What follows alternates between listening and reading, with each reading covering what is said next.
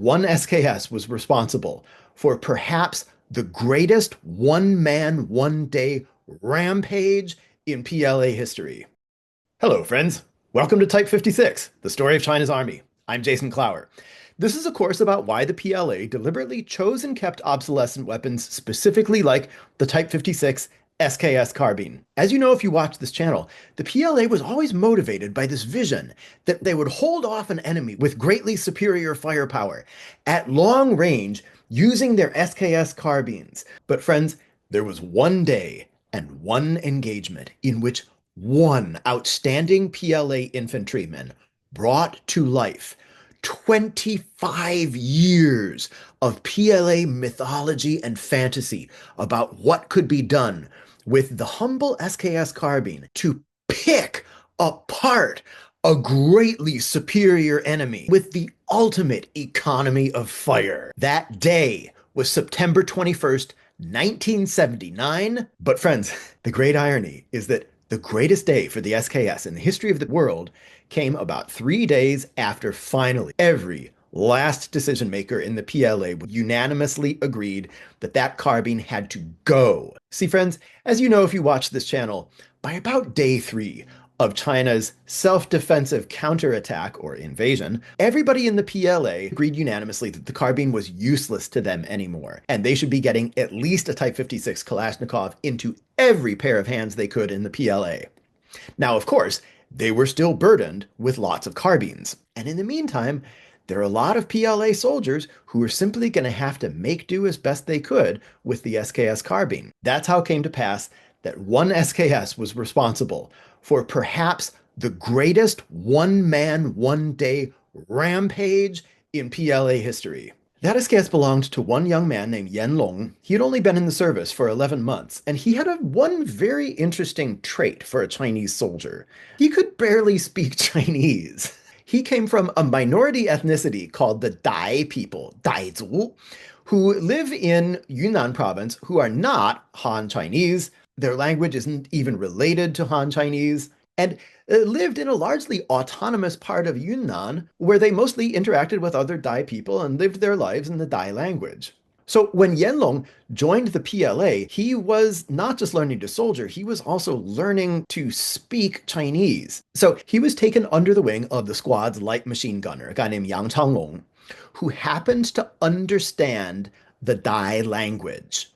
So he became Yenlong's inseparable big brother. He had Yen come and be his assistant machine gunner, and there he could teach him soldiering and also just basic Mandarin until February 17th, 1979.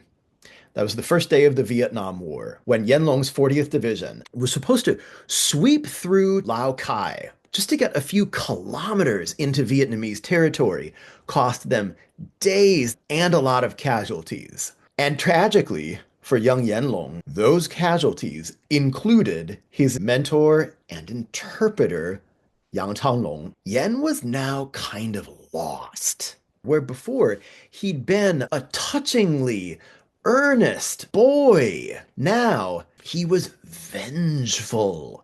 5 days into the war, Yenlong had his chance for vengeance. The rest of the 14th Corps sent the 40th Division off to their flank to try to screen the rest of the Corps from getting schwacked by Vietnamese defenders. Of course, the Vietnamese knew exactly what was coming, and they were ready when the 40th Division and Yenlong's unit, the 5th Company of the 120th Regiment, came walking down Highway 7. To one side were a couple of high points marked 63 and 64 on their map, but closer and more dangerous to them was this ridge on their east marked Ridge 78, where the enemy had strung out in just about a straight line several positions holding heavy and light machine guns, a mortar pit, and maybe worst of all, a pair of anti-aircraft guns that had been depressed and were being used as direct fire weapons. These things were nasty, and both sides would use them in the war to terrific effect. Well, 5th Company wasn't run by dummies. They knew that they were basically bait. Their job was precisely to walk into something like this and then deal with it as best they could. When this unfolded, the company CO, Chen Fengyu, and the political officer, Qiu Xinbo, huddled up and they made a plan. Their men were now hunkered down in the drainage ditches on either side of this rural highway. They were going to deal with Ridge 78 first. They would divide their company into three elements. One was going to stay behind at the foot of the ridge and make sure that none of the Vietnamese defenders snuck down behind the rest of the company and cut off Highway 7 so that they would have no way back north. The company's lead platoon, second platoon, where Yenlong was, had maybe the worst job.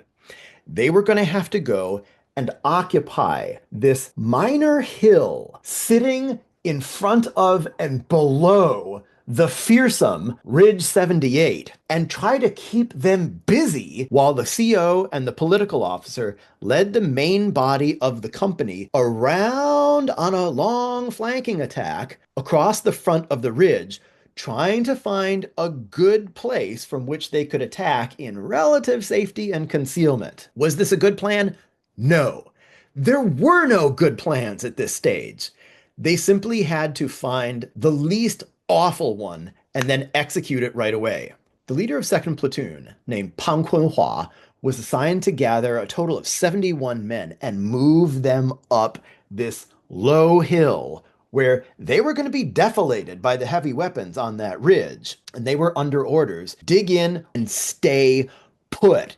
You're the anchor of the company's attack, and if you come out, everybody else is getting wiped out. So Pan took his men and hit that small hillock and got to the top and discovered that this thing had been mowed bare by the defenders. They knew that if you're preparing to fight a jungle war, you want the people you're shooting at to be in this denuded open clearing.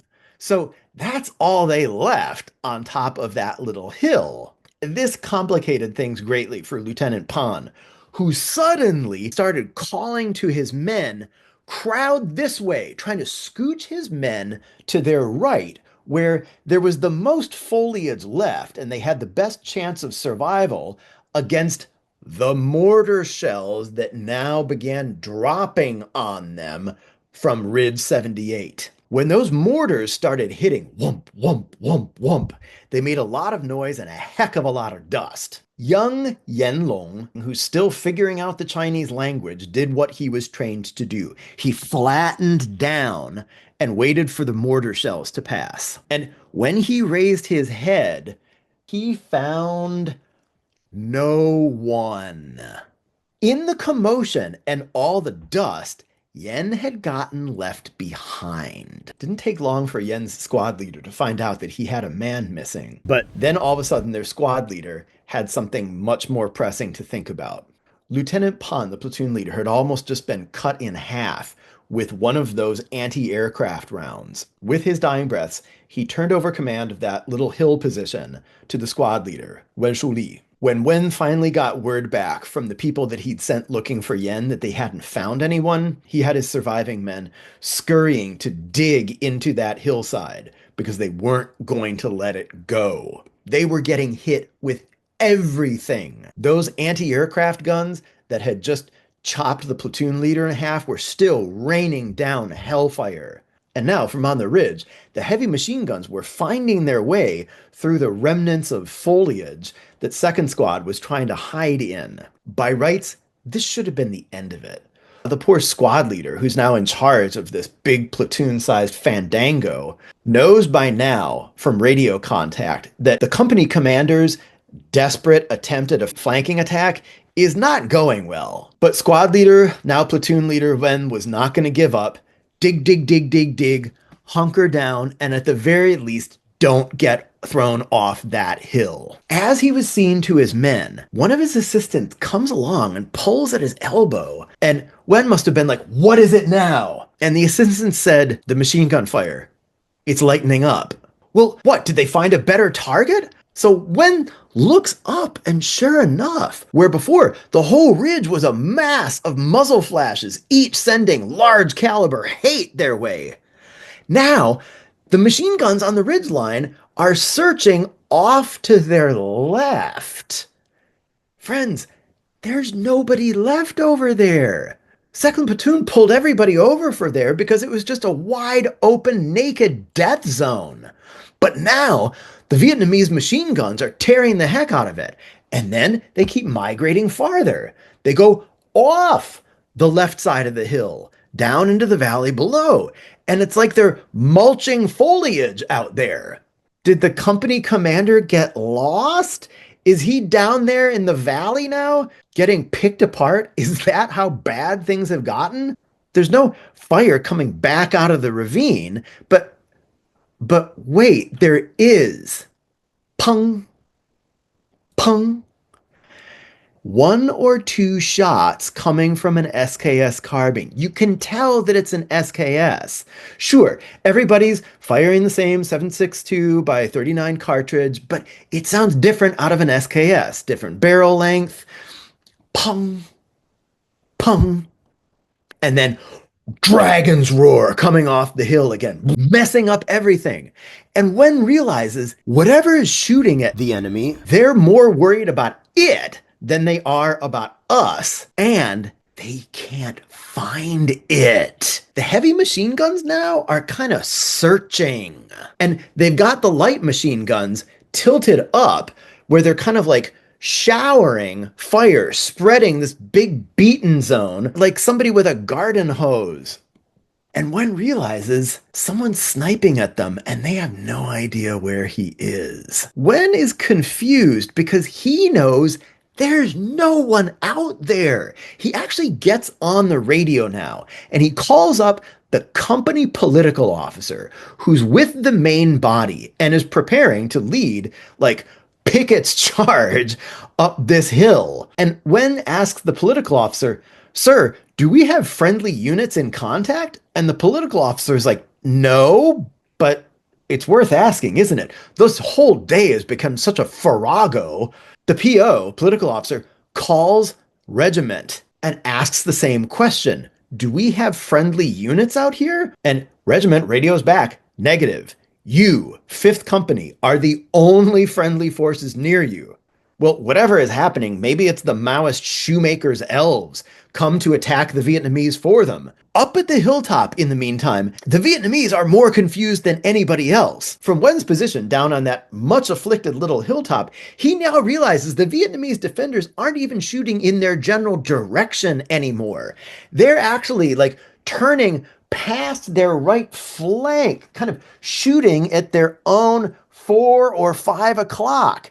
Now, the political officer, who's over at the other side of the ridge, trying to find some kind of way up this wide open skateboard ramp of fiery death, now starts hearing the carbine fire too. Pung, pung, because it's moving around the back of the enemy-held ridge. Whoever is out there shooting is like making this slow circumambulation of the entire Vietnamese hilltop, and he's creating such a ruction back there that there's no organized defense now happening up on the ridgetop.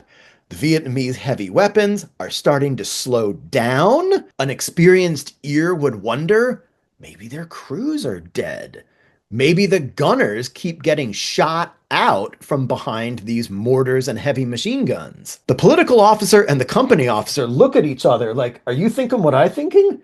And then the political officer turns to somebody and goes, "Change of plan. I'm going to blow this whistle and everybody's going to hit the top of that hill." The assault starts, but the defense at the top was now so disorganized that the call came to pull the Chinese forces back down onto the road.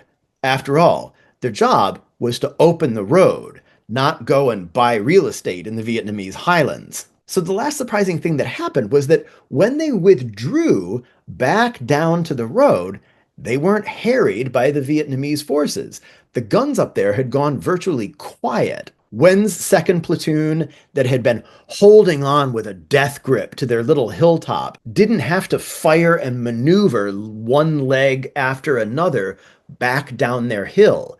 They just got to walk on down. It was the most mysterious thing. It was like invisible fixed-wing aircraft had flown over the enemy ridge and then invisibly, odorlessly napalmed the whole thing, but without smoke, without fire, and without any sound either, other than that occasional ghostly pung, pung, pung.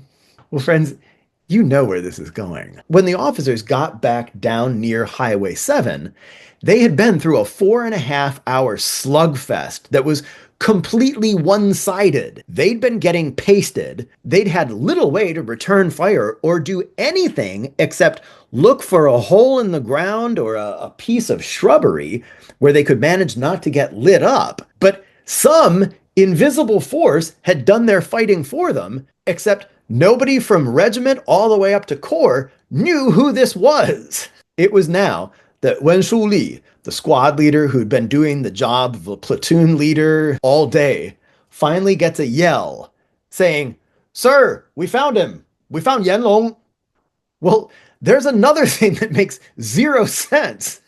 Somebody brings Yenlong up to his squad leader, and his squad leader is pissed, turns on him and says, "Where have you been while your brothers have been fighting?" So he starts sputtering a few words of Mandarin, and they get some guys over who understand Dai, and Yen gives his squad leader to understand that he was the ghost with the carbine. What had happened was that when the mortars fell on them, you'll remember that the last thing that Lieutenant Pang Hunhua did before he was killed was move his command over to some semblance of safety on one side of the hilltop. That was when the mortars fell all around Yenlong, and he was separated. When the smoke settled, he went looking for his comrades, but he went looking in the opposite direction. And he ended up on the wrong side of the hill. Once he finally realized the mistake, and he could see that there was friendly fire coming from over on his right, he was now in a pickle, because in between him and everybody else in his platoon was this enormous no man's land that was getting perforated by machine gun fire. So what did Yen do? He fell back on his training. PLA Basic Infantry Skills 101.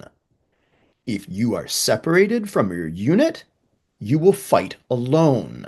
You will find concealment, hide your presence from the enemy, and you will work to his rear. There you'll find a position of advantage from which you can use your Type 56 SKS carbine. You will continue to penetrate, alone if necessary, into the enemy's rear, engaging targets of opportunity with no thought to your own rear or flanks. You are now a one-man spearhead. And Yen did exactly that.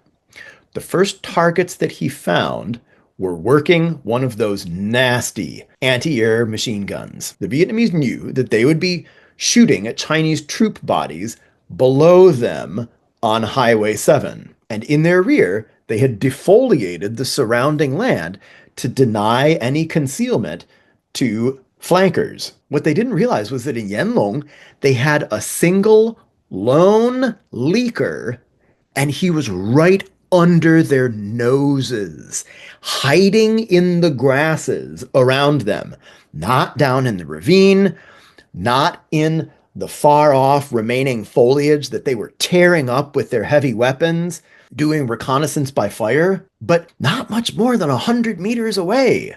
Just always moving, finding an angle to shoot from that would be minimally visible to the rest of the line, except for the people he was lining up. And he did the enemy at the gates trick, waiting for a crescendo in the firing noise to pick off a gunner and an assistant, and then displace and move on before anybody even noticed. And I can't vouch for this, but I've heard Chinese accounts saying that the Vietnamese defenders didn't even know that the fire that was picking off their gunners was coming from behind them until Yen started targeting this large circular fighting position that they had behind their main line off the military crest of the hill. And when people in there started getting shot, then they understood that just geometrically, the fire had to be coming from back there somewhere. And that seems to be when they really freaked out. And all this time, Yen would keep creeping and moving, finding a new set of targets, decapitating it, and then displacing again, and trying to keep hitting the crew of that same weapon again and again until individual Vietnamese defenders were afraid because they'd seen three men in a row shot from behind that gun and didn't want to be the fourth sacrificial lamb. When Yen started delivering this story, there was a certain amount of skepticism among the officers, and it wasn't helped by the language barrier. So the political officer asked Yen, "How many men did you shoot?" And Yen starts like thinking, mumbling in Dai, counting on his fingers, and finally goes, "I think 52." And the political officer is like, 52? Yen, show me your ammo pouch. So Yen looks down into his Type 56 ammo bib and he pulls out two remaining 10-round stripper clips of SKS ammo. And he's got 5 loose cartridges that were left in his carbine when he came into camp. An assistant gunner like Yen went into combat with a load of 150 rounds. He came back with 25 of them. And the political officer starts thinking and going, "I know it sounds incredible, but I'm actually persuaded." So right away, he decides to put in Yen for a decoration. And he makes a sort of decision that he's going to discount the number of enemy dead he claims for Yen. He doesn't want Regiment to think that this is some just so story. So he radios up to Regiment that he wants a decoration for Yenlong here because he single-handedly killed 20 of the enemy. Regiment thinks that's awesome. What a guy. But the political officer also tells them, "Look, when you guys end up mopping up that area, I want to know how many dead Vietnamese guys you find up there." So sometime later, the word gets back to the political officer. 56 bodies up there with 7.62 bullet holes in them. 56. And the political officer goes, "Son of a gun."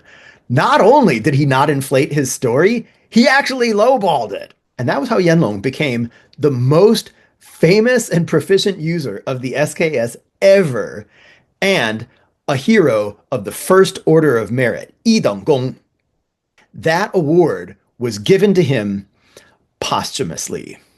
Just 4 days later, when Yenlong was about to become the PLA's version of Vasily Zaitsev and Audie Murphy rolled into one, he found a pair of enemy binoculars. He took these things as a trophy, but also because they're useful. He was used to walking point, and that's what he was doing on February 25th, 1979. He was leading his squad, as usual, just a few steps ahead of his platoon leader. As they came down a spur, and Yenlong moved around a bend and came into the sight line of an enemy sniper. Now, later the PLA opined that the Vietnamese sniper was probably looking for an officer. Yenlong is the last man he should have wasted a bullet on. And if he had looked carefully through his scope, he would have seen that Yenlong's tunics had 2 pockets on the chest and 2 on the hips. That meant he was an enlisted man. Officers have pistol belts on their hips, and so their tunics only have chest pockets. But the investigators who looked into it thought that it was the binoculars. From a distance, they made him look like an officer. They made him look like just the target that a Vietnamese sniper was looking for. Yenlong became the greatest combat hero they had had in decades. He had done with the SKS what PLA planners since the early 1950s had been dreaming of. We saw that in the Sino-Indian War of 1962, the PLA soldiers used their SKS and its accuracy to very good effect against the Indians, but probably it was as much its rate of fire that was higher than the Indians' bolt-action rifles. But Yenlong was the man who plied the SKS in the way that the PLA had always wanted to see itself. as a band of daring, intrepid riflemen with not just courage and ferocity, but discipline, cunning, a man who could lie under the noses of enemies armed with 100 times the firepower and slay them without them even knowing it. There's so many ironies of the Sino-Vietnamese War. Only one of them is that the Vietnamese turned on the PLA the very weapons that China had given them. Another was that the PLA had clung to the Type 56 carbine long after their Vietnamese proteges had told them, look, these carbines are for the birds. We want your AKs and nothing but. And the PLA gave it to them. For years, Factory 626 in China kept churning out those Type 56 AKs, the ones that the PLA thought were only good enough, but not really desirable. Even after China tried to adopt the Type 63 and do away with their Kalashnikov completely, they kept manufacturing them in the hundreds of thousands, and they gave them to the Vietnamese. But maybe the most telling irony was that this great triumph of the SKS in the hands of the plucky and dead-eyed PLA riflemen came only after the tragedy of the SKS had grown to such apocalyptic proportions that no one was left who could deny that the PLA's long romance with semi-automatic fire had been a kind of pact with death, a romance with being the underdog that ran so deep that they had lost in just 4 weeks in Vietnam half as many men as the United States lost there in 10 years of warfare. If that's what it took to finally unite the slow-moving, politically traumatized PLA leadership that was afraid to make a decisive decision and maybe pay a political price for it later, if that's what it took to finally prove to them that the SKS was not just yesterday's weapon, but a weapon that belonged decades in the past, then maybe for that alone, Yenlong was the greatest PLA rifleman who ever lived. Friends, it's telling that that permission to the PLA to let go of the SKS came not from a debacle, it had to come from a triumph. In the PLA, where politics is in command, there had to be a face-saving victory to offer, like a bouquet of flowers on the sarcophagus that the SKS would now finally be put into. Right? Right, friends? They were finally going to let go of the SKS, weren't they? Friends, this is the PLA. Nothing is ever simple. We'll talk about this again. If you like this sort of content, please like and subscribe. If you want, visit our Patreon. But this course, Type 56, The Story of China's Army, remains free to all the world's workers, soldiers, peasants, light infantry, and riflemen. I am Jason Clower. I really look forward to talking to you again. Until then, carry on.